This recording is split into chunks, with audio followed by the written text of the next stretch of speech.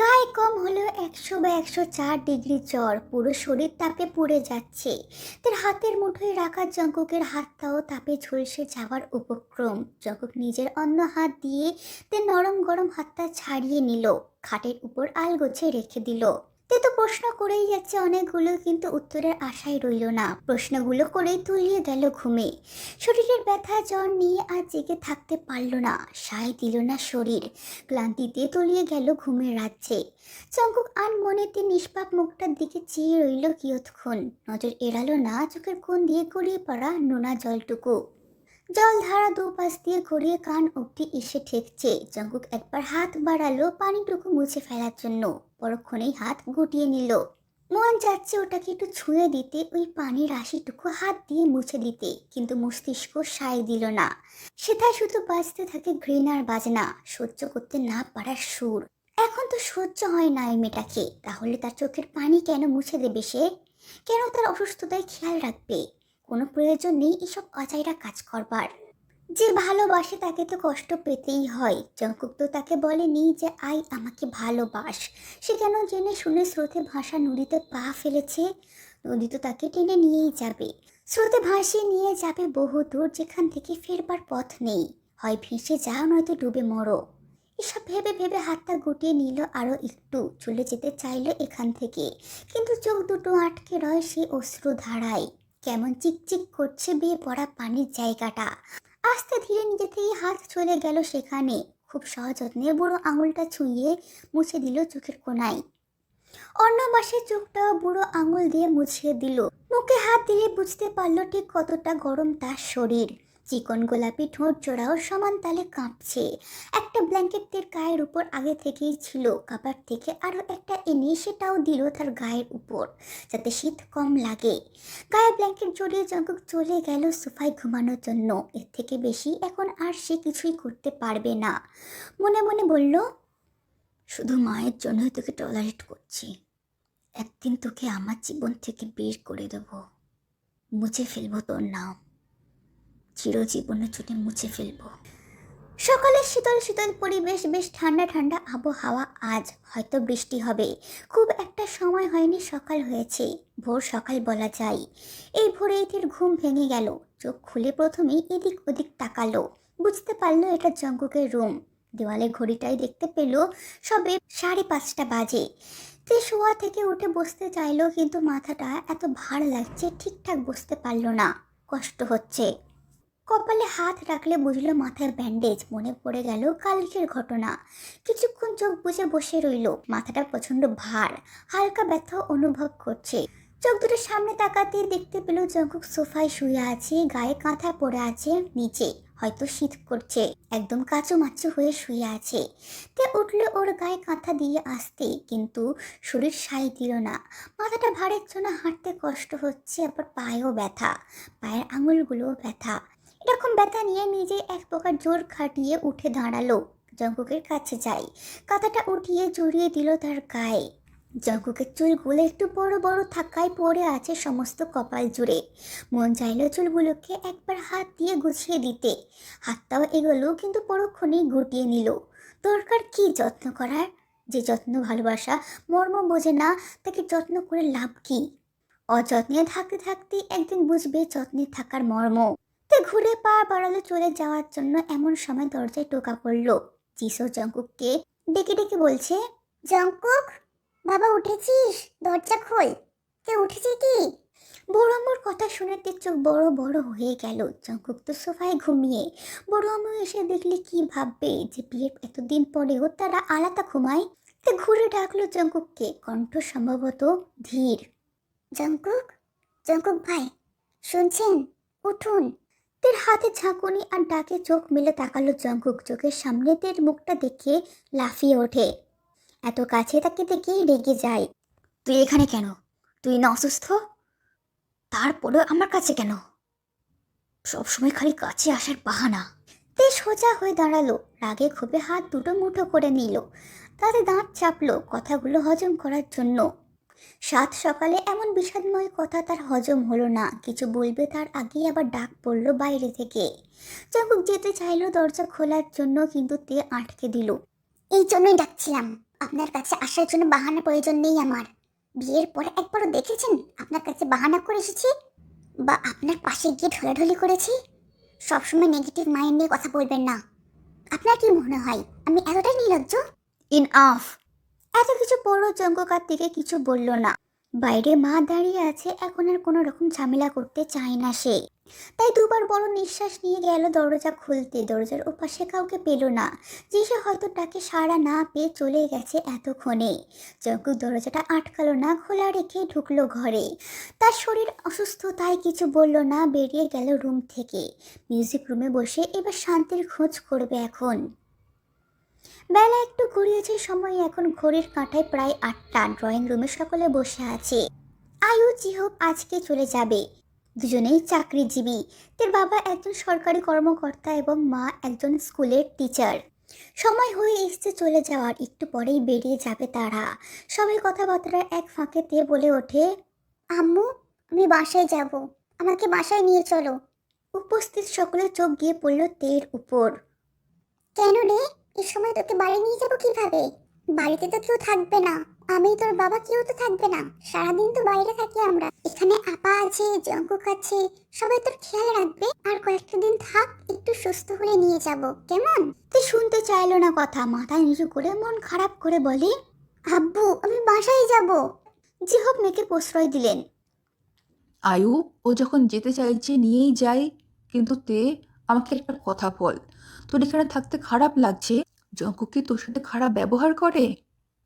এবার সবাই চোখ আটকালো জিহবের দিকে। ভদ্রলোক প্রথমে চাননি তার মেয়ের বিয়ের জঙ্কুকের সাথে হোক, তবুও ওই যে অসুস্থ মানুষটা আর তার স্ত্রীর জন্য বিয়ে দেওয়া। এখন মেয়ে যদি একবার বলে যে সেখানে থাকবে না, তাহলে ভদ্রলোক হয়তো এক মুহূর্তে দেরি না করে মেয়েকে নিয়ে চলে যাবে এখান থেকে। তুই হঠাৎ যেতে চাইছিস কেন মা? তোর কষ্ট হচ্ছে এখানে থাকতে? জঙ্কুক কি বলেছে? তের চোখ টলটল করছে। তেমন কিছু না, আমার বিড়ালের কথা খুব মনে পড়ছে, আমি পুকির কাছে যাব। আচ্ছা ঠিক আছে, এখানে নিয়ে আসি ওকে, খুশি? সুবিন বলে। কিন্তু জঙ্কুক ভাই তো পছন্দ করে না, যদি আবার রাগ করে? এমন সময় উপর থেকে নেমে আসলো জঙ্কুক, কালো শার্ট চড়ানো গায়ে, হাতে ঘড়ির চুলগুলো আর ঝুঁটি করা নেই, সবগুলো পিছনে ঠেলে দেওয়া। হাঁটার কারণে বারবার সামনে এসে পড়ছে চুলগুলো। তেওকে আসতে দেখে আজ তার দিকে তাকিয়ে রইল না, অমাবস্যার মতো তার মুখ ভাঁড় করে রইল অন্যদিকে। জঙ্কুক একবার তের হাব ভাব দেখে নিয়ে দাঁড়ালো আয়ুর সামনে। ছোট মা, আঙ্কেল, বাসায় যাচ্ছ? থাকবে না? না রে বাবা, আমার স্কুলের ছুটি নেই, তোর আঙ্কেলেরও ছুটি হবে না। ঠিক আছে, আমি ওদিকেই যাচ্ছি, তোমাদেরকে নামিয়ে দেব। কিন্তু আজ তো মনে হয় বৃষ্টি হবে, আজ যেতে হবে না বাইরে, থাক। কিচ্ছু হবে না মা, আমি গাড়িতে থাকবো, বৃষ্টির পানি লাগবে না। যখন গাড়ি থেকে নামবি তখন তো লাগবে। না, টেনশন করো না, কিচ্ছু হবে না। জিসু আর বাঁধ সাধলেন না। জঙ্কুকের এই একটা জিনিসই খুব নাজুক, বৃষ্টির পানি মাথায় পড়লে জ্বর আসে, কঠিন রকমের জ্বর। এই জন্যই যিশু কখনো ছেলেকে বৃষ্টিতে ভিজতে দেন না। শুন জঙ্কুক, তে বলেছিল পুকিকে ওর কাছে এনে দিতে, তুই নিয়ে আসবি ওকে? পুকির নাম শুনেই জঙ্কুকের চোখ মুখ কুঁচকে যায়।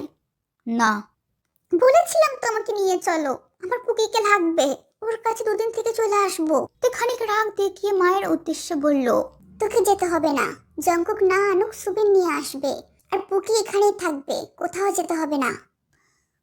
আজকের আবহাওয়া খুব বেশি ভালো নয়, খারাপ বলা চলে। সারাদিন থেমে থেমে বৃষ্টি হচ্ছে, বৈরী হাওয়া বইছে, শীত শীত ভাব। যিশু মাথা ভর্তি চিন্তা নিয়ে বসে আছেন। ছেলেটা তার সে সকালবেলা বেরিয়েছে, এখন বিকেল, তবুও বাড়ি ফেরার নাম নেই। বাড়িতে আসেনি সে, তাই নিয়ে খুব চিন্তা হচ্ছে তার। কারণ জঙ্কুক বেশিরভাগই সময় বাড়ির বাইরে থাকে, কিন্তু এই বৃষ্টির দিন হলে তিনি তাকে কোথাও যেতে দেন না। জঙ্কুকও যায় না কোথাও। আজ না জানি কোথায় আছে, বৃষ্টিতে ভিজে আবার জ্বর ঠান্ডা লাগিয়ে দেয়। তে তাকে এত চিন্তিত হয়ে বসে থাকতে দেখে বিরক্ত হয়। এত চিন্তা করছো কেন বড় আম্মু? কিচ্ছু হবে না তোমার ছেলে, সে জানে কি করলে কি হবে, তুমি টেনশন নিও না, ডাক্তার তোমাকে স্ট্রেস থাকতে বারণ করেছে। কি করব, চিন্তা তো হয় রে, জানিস তো শেষবার যখন জ্বরটা আসলো তখন কেমন অবস্থা হয়েছিল ছেলেটার। এমন সময় সদর দরজায় বেলটা বেজে ওঠে। সুবিন উঠে গেল দরজা খুলতে। একটা মেয়ে দাঁড়িয়ে আছে, চোখে কালো সানগ্লাস, হাতে একটা টলি ব্যাগ, গায়ে ওয়েস্টার্ন ড্রেস পরা, হাঁটু নিচ পর্যন্ত একটা ফ্রক টাইপের জামা, জামার উপরের অংশ চিকন ফিতাওয়ালা হাতা। ওহ সানা আপু, কেমন আছো হঠাৎ? মেয়েটা নিজের চশমাটা মাথায় উঠিয়ে রেখে বলে, আই এম গুড সুবিন, হাউ আর ইউ? সানা প্রথমে যিশুর কাছে এগিয়ে গেলেন, গিয়ে একেবারে তাকে সালাম জানালো। আন্টি, কেমন আছেন আপনি? আমাকে তো একদম ভুলেই গেছেন। আমার সাথে বিয়ে ঠিক করে জঙ্কুকের অন্য কারোর সাথে বিয়ে দিয়ে দিলেন, আর আমাকে ডাকলেনও না। তা নয় মা, জঙ্কুকের বিয়েটা তো হুট করে হয়ে গেছে, এই জন্যই কারোকে কিছু বলা হয়নি। কিন্তু আন্টি, বিয়েটা তো আমার সাথে হওয়ার কথা ছিল। এই কথায় জবাব দিল তে। আর এটা তোমাকে কখন, কবে, কে বলেছে যে জঙ্কুকে তোমার সাথে বিয়ে হওয়ার কথা ছিল? সানা তের দিকে তাকিয়ে আগা ঘোরা পরক করে বলে, ওহ মিসেস জিয়নজে, তুমি হয়তো জানো না, কিন্তু পিপি বলে রেখেছিল বিয়েটা আমার সাথেই হবে। যাই হোক, যা হয়েছে তা হয়ে গেছে, এটা নিয়ে নাই কথা বলি, ভবিষ্যতে কি হবে সেটা ভাবি। হ্যাঁ, এই তো বুঝে গেছো, আমার সামনে আমার স্বামীকে নিয়ে একটু কমই কথা বলো, তাহলে বেশি খুশি হব। সানা বাঁকা হেসে সোফায় গিয়ে বসে পড়ে, ব্যাগটা সাইডে রেখে বলে, আন্টি, পিপি কোথায়? দেখছি না তো কাউকে। জেনি তো অফিসে, সে সকালে যায়, আস্তে আস্তে অনেকটা রাত হয়ে যায়।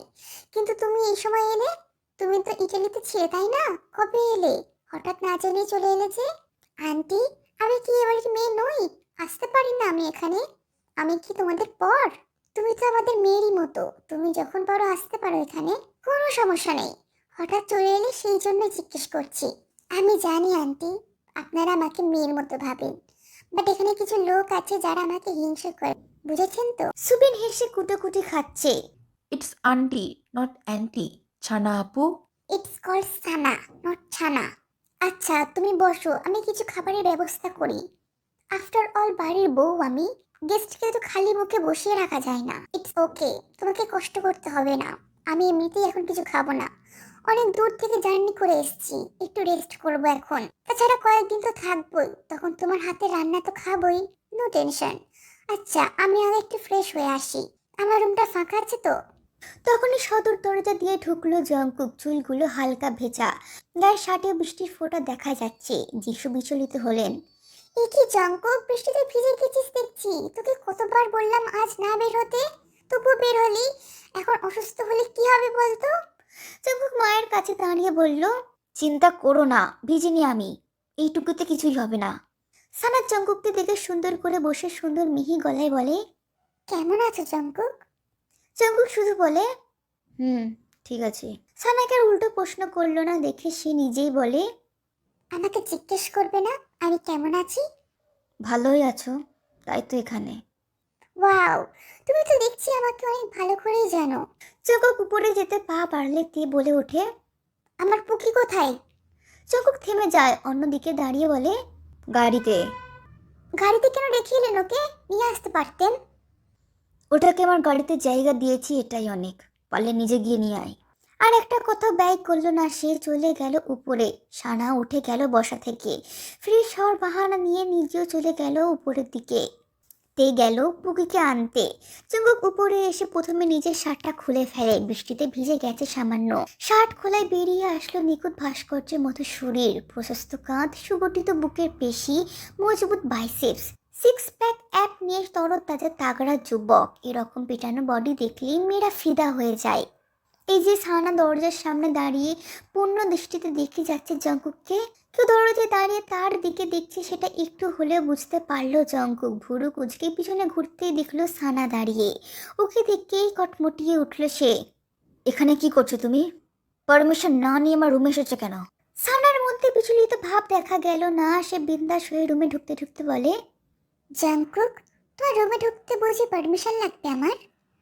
জঙ্কুক চোখ ছোট করে, 1 মিনিট, হু আর ইউ? তোমার মজা করার অভ্যাসটা গেল না। শাট আপ, বের হও এখান থেকে।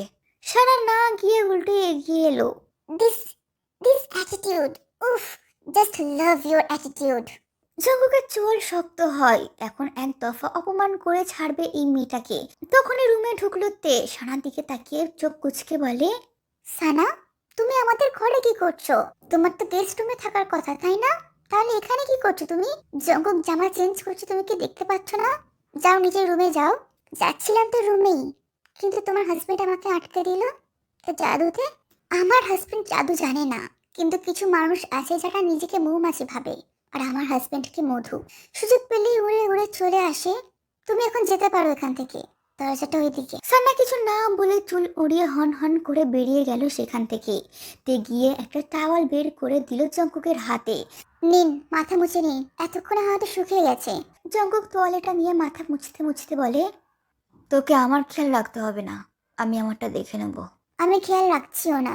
জঙ্কুক তোয়ালেটা দেখিয়ে বলে, তাহলে এটা কি? এটা মানবিকতা। বাই দ্য ওয়ে, এরপর থেকে আমাকে হাজবেন্ড বা স্বামী বলে উল্লেখ করবি না। সরি মিস্টার, যতদিন আপনি আমার হাজবেন্ড আছেন ততদিন আমি ডাকবই। বিশেষ করে কিছু কিছু মৌমাছিদের দূরে রাখতে। এতে আপনার সমস্যা হলে আমার কিছু করবার নেই। আমি বলেছি তোকে আমার পাশে ঘুরঘুর করা মৌমাছিদেরকে দূর করতে। আপনাকে কেন বলতে হবে? এটা আমার দায়িত্ব, আর আমি আমার দায়িত্ব অবশ্যই পালন করব। একটা কথা কান খুলে শুনে রাখুন, আপনি যতদিন আমার স্বামী হিসাবে আছেন, যতদিন আমাদের এই বিয়ে আছে, ততদিন অন্তত আপনাকে অন্য মেয়ের কাছে ঘেঁষতে দেব না। যেদিন থেকে আপনার আমার মধ্যে কোনো সম্পর্ক থাকবে না, সেদিন আপনি যে কোনো মেয়ের সাথে ইচ্ছা থাকতে পারেন। আমাকে নিয়ে তোর মাথা ঘামাতে লাগবে না তে। যেখানে বিয়েটা একটা খেলা, সেখানে দায়িত্ব কিসের? বিয়েটা আপনার কাছে খেলা হতে পারে জঙ্কুক, আমার কাছে না। তোর এই খ্যান খ্যান আমার সত্যি সহ্য হয় না। মা তোকে কেন আমার গলায় ঝুলিয়ে দিয়েছে বলতো? ভুল বলছেন মিস্টার জঙ্কুক, বড় আম্মু আমাকে আপনার গলায় ঝুলায়নি, আপনাকে আমার গলায় ঝুলিয়ে দিয়েছে। কবে মুক্তি পাবো কে জানে।